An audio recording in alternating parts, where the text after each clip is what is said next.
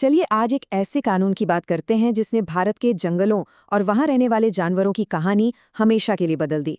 जी हाँ, हम बात कर रहे हैं वाइल्ड लाइफ प्रोटेक्शन एक्ट 1972 की।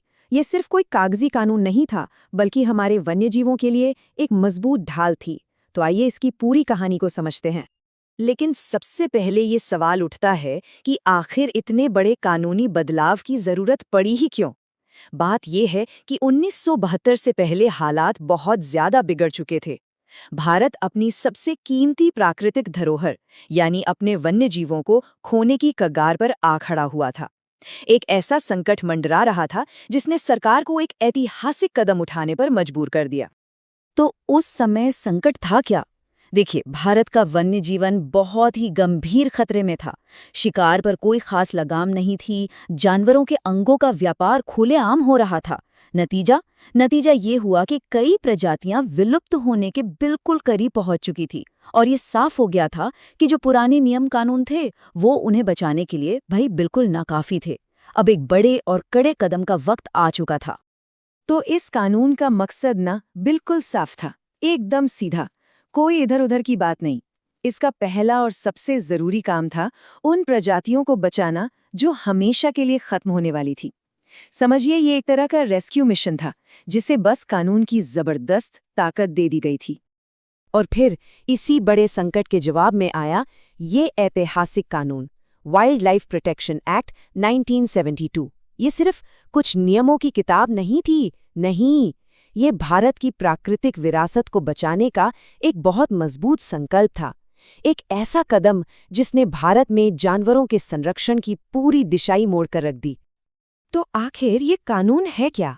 अगर आसान शब्दों में समझें तो ये संसद से पास किया गया एक बहुत ही शक्तिशाली और डिटेल्ड कानून है। और इसकी खास बात यह है कि ये सिर्फ जानवरों को ही नहीं बल्कि भारत के पेड़ पौधों को भी सुरक्षा देता है।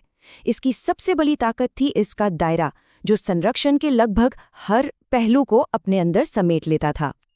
अच्छा, तो सवाल ये है कि भाई इस कानून ने इतना बड़ा काम किया कैसे? असल में इसकी पूरी की पूरी ताकत 3 मुख्य रणनीतियों पर टिकी थी। आप इन्हें इस कानून के 3 सबसे मजबूत स्तंभ भी कह सकते हैं। पहला और सबसे सीधा वार था शिकार पर। इस कानून ने देश भर में संरक्षित प्रजातियों के शिकार पर बहुत ही सख्त पाबंदी लगा दी। एकदम साफ कर दिया कि अब शिकार करना एक गंभीर अपराध है और ऐसा करने पर कड़ी से कड़ी सजा मिलेगी। ये वन्य जीवों पर हो रहे सीधे हमलों को रोकने के लिए एक बहुत बड़ा कदम था। दूसरा स्तंभ था उस लालच पर हमला करना जो इस शिकार की असली जड़ था।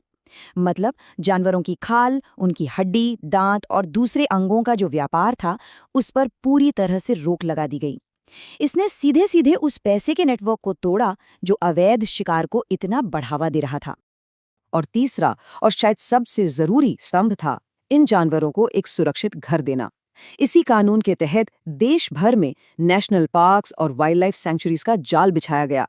अब देखिए, नेशनल पार्क का मतलब है एकदम हाई सिक्योरिटी जोन, जहां किसी भी तरह की इंसानी गतिविधि की इजाजत नहीं होती।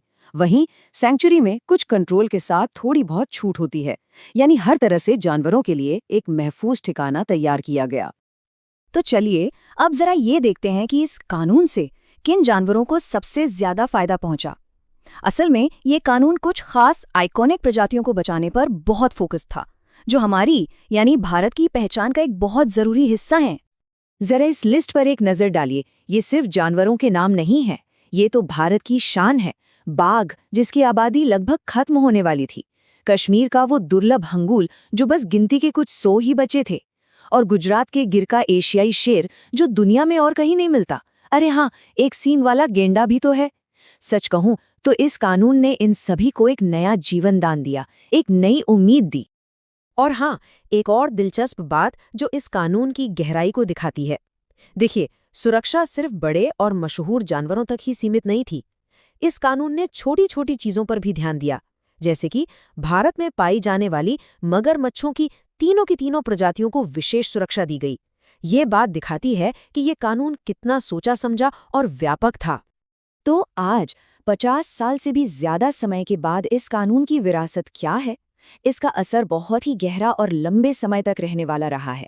इसने भारत में वन्यजीव संरक्षण के लिए एक ऐसी मजबूत नींव रखी है जिस पर आज भी हमारे बड़े बड़े कंजर्वेशन प्रोग्राम टिके हुए हैं।